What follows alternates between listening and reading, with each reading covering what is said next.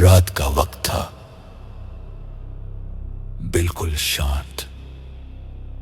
इतनी शांति कि अपनी सांस की आवाज भी कान में चुभने लगती है। छत्तीसगढ़ के एक छोटे से गांव में, जिसका नाम था दंडकारण्य, के पास का एक पुराना बस्ती। लोग इस गांव का नाम लेने से भी डरते थे, क्योंकि यहां रात के बाद कुछ ऐसा होता था जिसका जवाब आज तक किसी के पास नहीं है। गांव के बुढ़े कहते थे, सूरज ढलने के बाद इस रास्ते से कभी मत जाना।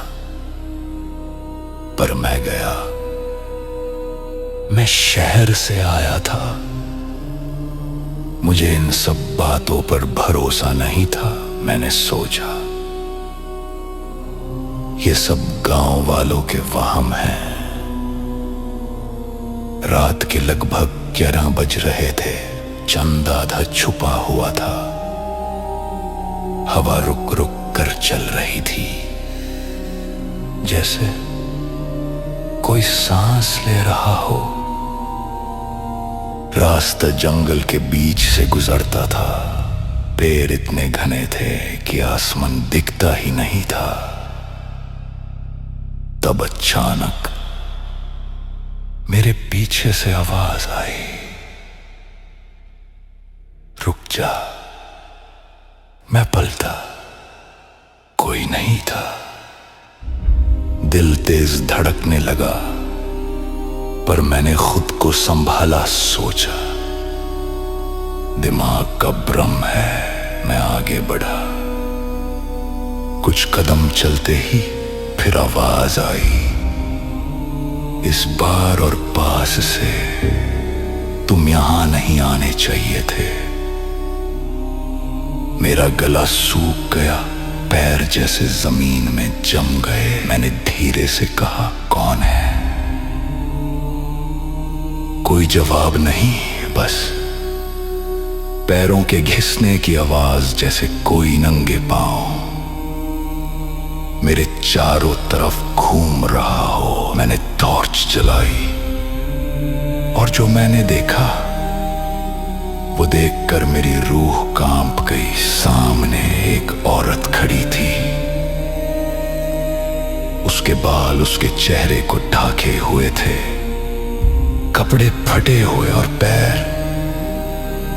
बिल्कुल जमीन को छू ही नहीं रहे थे। वो धीरे धीरे मेरी तरफ बढ़ रही थी। मैं भागने लगा, पर जितना मैं भागता उतनी ही तेज वो मेरे पास आती। उसके मुंह से आवाज निकली, तुम भी अब यहीं रहोगे। मेरा पैर पत्थर से टकराया। मैं गिर पड़ा।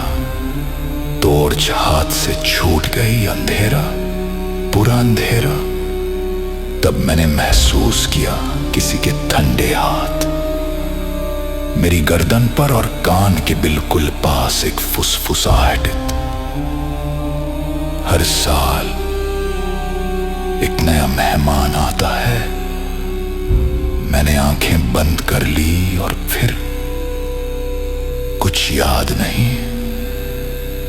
सुबह जब आंख खुली, मैं गांव के बाहर पड़ा था।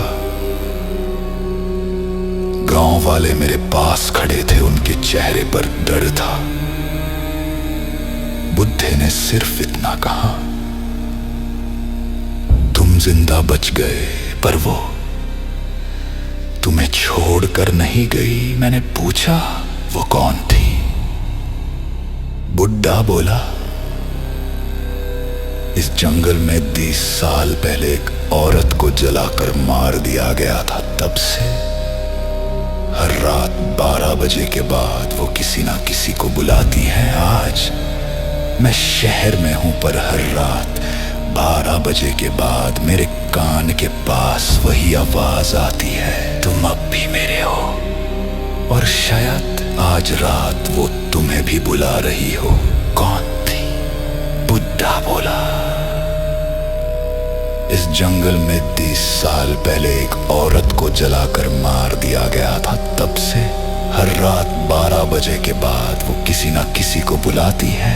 आज मैं शहर में हूं, पर हर रात 12 बजे के बाद मेरे कान के पास वही आवाज आती है। तुम अब भी मेरे हो, और शायद आज रात वो तुम्हें भी बुला रही हो।